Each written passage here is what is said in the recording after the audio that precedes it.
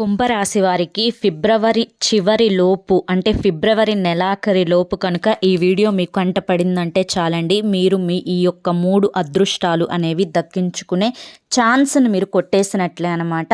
ఇది కనుక వదిలారు అంటే కనుక మళ్ళీ మీరు జన్మలో దక్కించుకోలేకపోవచ్చు. అసలు ఆ అదృష్టాలు ఏంటి, దక్కించుకోవడం కోసం ఏం చేయాలి, ఎటువంటి నష్టాలు రాబోతున్నాయి, ఆ నష్టాలు జరగకుండా ఉండాలి అంటే ఎటువంటి జాగ్రత్తలు అనేవి తీసుకోవాలి, ఇవన్నీ కూడా కుంభరాశి వారి గురించి క్లియర్ ఇన్ఫర్మేషన్ని స్వీకరించి ఈ వీడియోలో మీకోసం క్లుప్తంగా వివరించడం అయితే జరిగిందండి. కాబట్టి వీడియోని ఎక్కడా కూడా స్కిప్ చేయొద్దు, చివరి వరకు చూసే ప్రయత్నం అయితే చేయండి.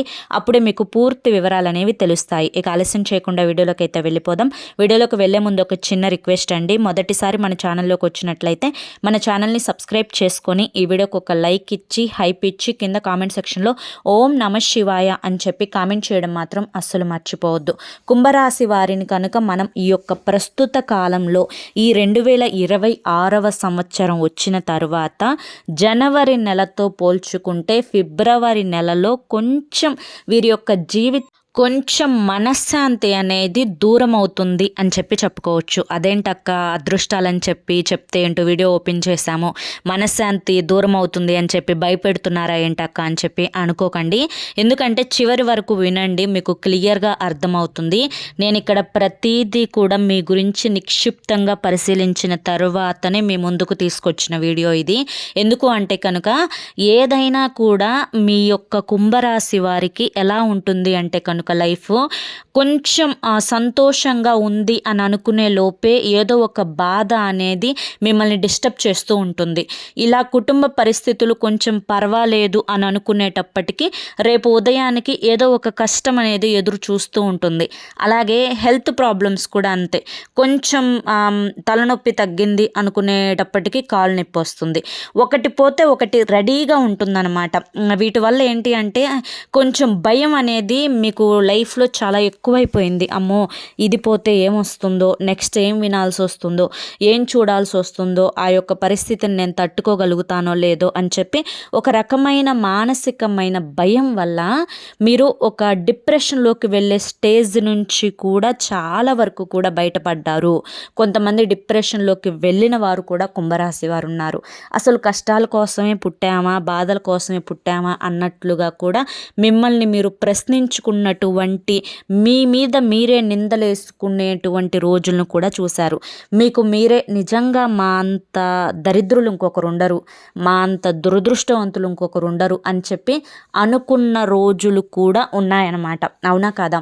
అవును అంటే అవునక్క అలాగే అనుకుంటాం మేము అని చెప్పి కామెంట్ చేయండి. ఎందుకు చెప్తున్నాను అంటే కనుక వీరి యొక్క లైఫ్ స్టైలే అలా ఉంటుందన్నమాట. కానీ నిండు కుండకిలాగా ఎప్పుడూ కూడా ఎక్కడ బాధని బయట పెట్టరు, ఎవ్వరికి చెప్పుకోవడానికి ఇష్టపడరు. ఒకరికి చెప్పుకుంటే దానివల్ల నాకు వచ్చే లాభం ఏమీ ఉండదు అని చెప్పి పూర్తిగా గ్రహించినటువంటి అనుభవజ్ఞులు ఈ యొక్క కుంభరాశి వారు. ఏదైనా కూడా 1కి 10 సార్లు ఆలోచిస్తారు ఎవరైనా కానీ.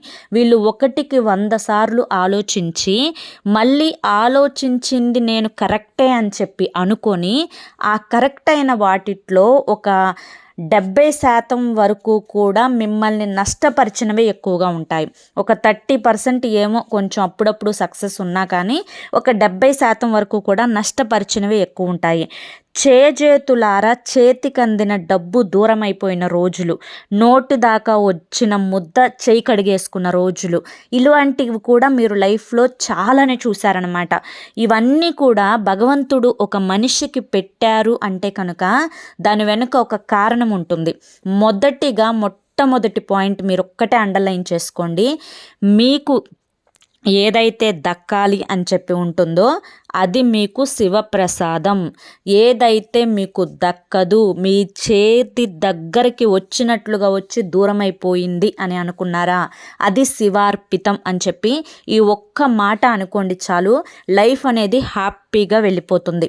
ఇక రెండవది మీరు గుర్తుంచుకోవాల్సింది ఏంటి అంటే మౌనం. అవును, మౌనం అంటే చేతగానితనం కాదు, మౌనం అంటే ఓడిపోయినట్లు కాదు, మౌనం అంటే ఎదుటి వ్యక్తి వేసే ప్రశ్నలకు సమాధానాన్ని ఇచ్చే తెలివితేటలు మీలో లేవు అని కాదు. మౌనం అంటే బలం, మౌనం అంటే తెలివితేటలు. మౌనం అంటే మీ యొక్క ఎనర్జీ లెవెల్స్ని, అంటే మీ యొక్క శక్తిని మీరు కాపాడుకోవడం. కుక్క బయట ఏదో అరుస్తుంది, కుక్కతో పాటు మనం కూడా బౌ బౌ బౌమని చెప్పి అరిస్తే చూడటానికి అసహ్యంగా ఉంటుంది.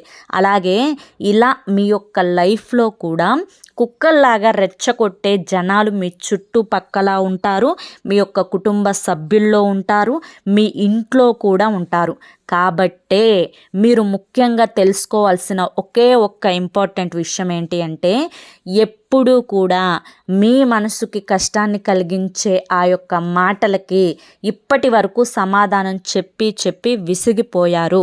అది మీ యొక్క పార్ట్నర్ విషయంలోనైనా, లేదంటే మీ యొక్క కుటుంబ సభ్యుల్లోనైనా, లేదా మీ యొక్క బంధువుల్లోనైనా, ఎవరైనా కానీ మీ యొక్క లైఫ్ని ఒక వేలెత్తి చూపించేటప్పుడు మిమ్మల్ని తప్పు అని చెప్పి మీ మీద గెలవలేక మిమ్మల్ని ఎప్పుడూ కూడా ఒక పాయింట్ ఆఫ్ వ్యూలో ఓడించాలి అని చెప్పి చేసే ప్రయత్నం ఏదైతే ఉందో, ఆ ప్రయత్నంలో వాళ్ళు విఫలమైనప్పుడు, ఎప్పుడైతే మీ మీద కంటే మేము ఒక్క అడుగు కూడా ముందుకు వెయ్యలేము అనుకున్నటువంటి ఆ సిచ్యువేషన్ ఏదైతే ఉందో, అటువంటప్పుడు వాళ్ళు ఏమీ చేయలేక ఎదుటి వాళ్ళని తప్పు అని చెప్పి వేలెత్తి చూపించడం కోసం లేనిపోని నిందలు వేస్తూ ఉంటారు.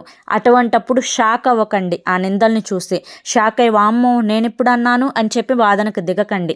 వాళ్ళ యొక్క చేతగానితనానికి నిదర్శనమే ఆ యొక్క అబద్ధపు నిందలు. వాటిని మీరు ఈ చెవితో విని ఆ చెవితో వదిలేసేసి మౌనంగా ఉండటం నేర్చుకుంటే లైఫ్ అనేది చాలా పీస్ఫుల్గా వెళ్ళిపోతుంది. మీకు కుటుంబంలో చాలా సమస్యలు ఉంటాయండి. మీకు లైఫ్ పార్ట్నర్ వల్ల చాలా సమస్యలు ఉంటాయి. పిల్లల వల్ల కూడా, అంటే కొన్ని 100% ఉంటాయని చెప్పి చెప్పలేం, కానీ పిల్లల వల్ల కూడా ఒక 30-40% వరకు మీకు ఏదో ఒక ప్రాబ్లమ్స్ అనేవి వస్తూనే ఉంటాయి. కొంచెం లైఫ్ పార్ట్నర్ వల్ల ఒక 70%, వీళ్ళ వల్ల ఒక 30%, ఒక 100% కుటుంబం గురించి ఎక్కువ ఆలోచనలో చాలా వరకు కూడా మానసికమైన ఆ యొక్క ధైర్యం ఇచ్చేవాళ్ళు మీకు ఎవరూ లేక, మీకంటూ మేమున్నాము అని ఒక సపోర్ట్ని ఇచ్చేవాళ్ళు ఎవరూ లేక, మీకు ఏదైనా హెల్త్ బాగాలేకపోతే అయ్యో ఏమైంది, ఈ ట్యాబ్లెట్ వేసుకో, ఇప్పుడు ఎలా ఉంది అని చెప్పి అడిగేవారు కూడా మీకు ఎవరూ లేక, ఒక లోన్లీనెస్, ఒక ఒంటరితనాన్ని మీరు ఇప్పటి వరకు ఫేస్ చేస్తూనే వచ్చారు. ఈ యొక్క జనవరి నెలలో కూడా ఎక్కువగా మీరు ఇదే ఫేస్ చేశారు. అలాగే ఈ ఫిబ్రవరి నెలలో కూడా కొంత మేరకు ఇదే ఫేస్ చేయబోతున్నారు. కానీ ప్రతి కష్టం ఒక పాఠాన్ని నేర్పిస్తుంది అన్నట్లుగా మీరు ఎంతవరకు బాధలు అనుభవిస్తున్నారో అంతవరకు బలంగా తయారవుతున్నారు. మీ మనసు అంతవరకు పిరికితనంతో ఉన్న మనసు కాస్త దృఢంగా, అబ్బా ఏదైతే అదైందబ్బా వదిలేసేద్దాం, ఎంతవరకు మోస్తాను చెప్పు అన్నట్లుగా ఒక టేక్ ఇట్ ఈజీ పాలసీ, ఒక మౌనం అనేవి లైఫ్లో అలవాటు చేసుకోవడం కూడా ఈ ఫిబ్రవరి నెల నుంచి నేర్చుకుంటారు. లైఫ్ అనేది ఈ ఫిబ్రవరి నెలలో ఒక టర్నింగ్ పాయింట్ తిరుగుతుంది. ఏదైనా కూడా కొన్ని భయపెట్టే సంఘటనలు అనేవి జరుగుతూ ఉంటాయి. అటువంటప్పుడు మనసు అనేది అంటే నిగ్రహించుకోకుండా, అంటే భయపడిపోయి కంగారు పడిపోయి రాంగ్ స్టెప్ వేసే ప్రయత్నం చేయకండి. అలా రాంగ్ స్టెప్ వేసే ప్రయత్నం చేస్తే చాలా వరకు కూడా సఫర్ అవ్వాల్సి వస్తుందన్నమాట ఫ్యూచర్లో. కొంచెం అప్పుడప్పుడు మనకి గ్రహాలు అనుకూలంగా లేనప్పుడు మనకి వ్యతిరేకంగానే కొన్ని జరుగుతూ ఉంటాయి. అలా జరిగినప్పుడు అది ఎందుకు జరుగుతుందా అని చెప్పి ఆలోచించుకొని ప్రశాంతంగా ఉండండి.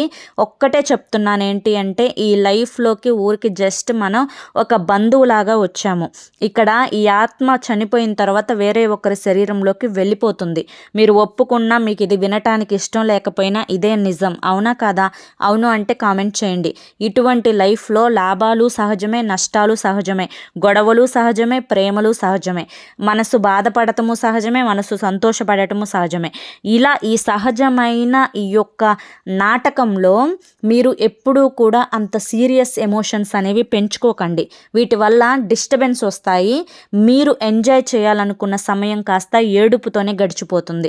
కాబట్టి లైఫ్ అంటే చాలా పీస్ఫుల్గా ఉండాలి, చాలా ప్రశాంతంగా ఉండాలి. ఇటు కష్టాన్ని సుఖాన్ని రెండు ఒకేలాగా చూడగలగాలి. ఎవరితో అతివాదనకు వితండవాదానికి దిగకండి. ఎవరు మీ గురించి ఏమనుకుంటున్నారా అనుకోనివ్వండి. అనుకునే వాళ్ళు మనం ఎంత మంచిగా ఉన్నా కూడా అనుకుంటారు.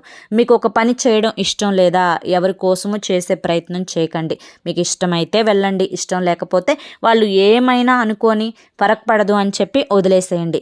ఇక ఈ యొక్క ఫిబ్రవరి నెలలో మీకు కలగబోతున్నటువంటి 3 అదృష్టాలు ఏంటి అంటే కనుక, మొట్టమొదటిది వచ్చేసేసి మీకు మీరు ఏదైతే ఒక మోటివేషన్ ఇచ్చుకుంటున్నారో, అంటే మీకు మీరు ఏదైతే ఒక మానసికమైన ధైర్యాన్ని తెచ్చుకోవాలి, నేను ఇంకా ఇలాగే ఉండాలి, నేను ఎవరితో అతివాదనకు దిగకూడదు, లైఫ్లో చాలానే చూశాను, చాలానే అనుభవించాను, చాలానే కష్టాలు పడ్డాను, ఏదైనా కూడా ఈ చెవితో వింటాను, ఆ చెవితో వదిలేసేస్తాను, ఇక నా లైఫ్లో నేను స్ట్రాంగ్గా ఉండటానికి డిసైడ్ అయ్యాను, ఎవరితో కూడా ఎక్కువగా వాదనలకి దిగను, ఎవరు ఏమనుకుంటున్నా కూడా నాకు అనవసరం, నా లైఫ్, నా హెల్త్, నా ఫిట్నెస్, నేను నా ఆహారం మంచిగా చూసుకుంటాను, నాకు నేనే ఫస్ట్ ప్రయారిటీ ఇచ్చుకుంటాను అని చెప్పి ఒక నిర్ణయం ఏదైతే తీసుకున్నారో మీరు, దీనికి స్టిక్ అయిపోయి ఉండండి. ఇది మీ లైఫ్లో దీనివల్ల చాలా వరకు కూడా మంచి జరుగుతుంది. మీ యొక్క సమయం, మీ యొక్క ఓపిక, మీ యొక్క డబ్బు, అలాగే మీకు డబ్బుతో కూడా కొనలేనటువంటి ఆరోగ్యం, అలాగే చాలా వరకు కూడా మనశ్శాంతి, ఒక పీస్ఫుల్ లైఫ్. నెత్తి మీద ఒక 25 కేజీల బియ్యం కట్ట పెడితే దాన్ని మనం రోజు మోయాలంటే కష్టం. 10 రోజులు మోసిన తర్వాత అది దించేసిన తర్వాత ఎంత తేలిగ్గా ఉంటుందో అంత తేలికపాటి లైఫ్ని అనుభవించబోతున్నారు. ఇది మీ లైఫ్లో మొట్టమొదటి అదృష్టం. ఇది వినటానికి ఒక అదృష్టమా అక్క అని చెప్పి మీరు అంటారేమో నన్ను, కానీ ఇది నిజంగా కుంభరాశి వారి యొక్క లైఫ్లో అదృష్టం అనే నేను అంటాను. ఎందుకంటే ఇది మీరు ఇప్పుడు అంటే మీరు ఈ యొక్క నిర్ణయం మీద నిలబడిపోతే ఆ చేంజెస్ అనేవి, అంటే ఆ మార్పులు అనేవి మీరు చూసావా, అప్పుడు అనిపిస్తుంది మీకు. ఇక రెండవది ఏంటి అంటే కనుక, మీరు ఏదైతే వృత్తి, ఉద్యోగం, వ్యాపారం, చిన్న పెద్ద బిజినెస్లు ఏవైతే ఉన్నాయో వాటిట్లో ఎక్కువ కాన్సన్ట్రేషన్ పెట్టాలి. ఈ కొత్త సంవత్సరం నుంచి ఈ యొక్క 2026 నేను ఎంతవరకు చేయగలను అంతవరకు చేయాలి. ఎక్కువ ఎవరి కోసమో దేనికోసమో నేను టైం వేస్ట్ చేయకూడదు, మనుషుల్ని గుడ్డిగా నమ్మకూడదు, ఎవరి కోసం సమయాన్ని కేటాయించకూడదు, నా యొక్క పని మీదనే నేను కొత్తగా ఫోకస్ అనేది ఎక్కువగా మొదలు పెట్టాలి అని చెప్పి ఒక నిర్ణయానికైతే వస్తారు. ఈ యొక్క నిర్ణయం వల్ల మీకు మీకు కలిసి వచ్చే అదృష్టం ఏంటి అంటే కనుక ధనం. అవునండి, డబ్బు అనేది చాలా బాగా మీకు ఈ యొక్క ఫిబ్రవరి నెల నుంచి కలిసి రాబోతోంది. కాకపోతే అది దక్కించుకునే ఛాన్స్ ఏంటి అంటే కనుక, ఇప్పుడు నేను ఏదైతే చెప్పానో ఆ పాయింట్స్కి మీరు స్టిక్ అయి ఉండాలి. ఎవరి మీద ఎక్కువ హోప్స్ పెట్టుకోవద్దు, ఎక్కువ ఆశలు పెట్టుకోవద్దు, ఎవరి నుంచి ఏది ఆశించవద్దు. అది డబ్బైనా, ప్రేమైనా, సమయమైనా ఏది కూడా ఆశించవద్దు. ఒకళ్ళు నా మీద ప్రేమ చూపించాలి, ఒకళ్ళు నువ్వు తిన్నావా అని చెప్పి అడగాలి, ఒకళ్ళు నువ్వు పడుకున్నావా అని చెప్పి అడగాలి, అయ్యో ఈరోజు ఎలా గడిచింది నీకు అని చెప్పి అడగాలి, నీ హెల్త్ బాగుంటుందా అని చెప్పి అడగాలి. ఇటువంటి ఎక్స్పెక్టేషన్స్ ఏవి పెట్టుకోకుండా మీకు మీరు ఫస్ట్ ఆఫ్ ఆల్ మీకు మీరు కేర్ తీసుకుంటూ తరువాత మీ యొక్క వృత్తి మీద కాన్సన్ట్రేషన్ కనుక పెట్టగలిగితే ఈ యొక్క ధనం అనేది మీ లైఫ్లో చాలా వరకు కూడా ఈ సంవత్సరంలో రాబోతుంది. ఇది రెండవ అదృష్టం.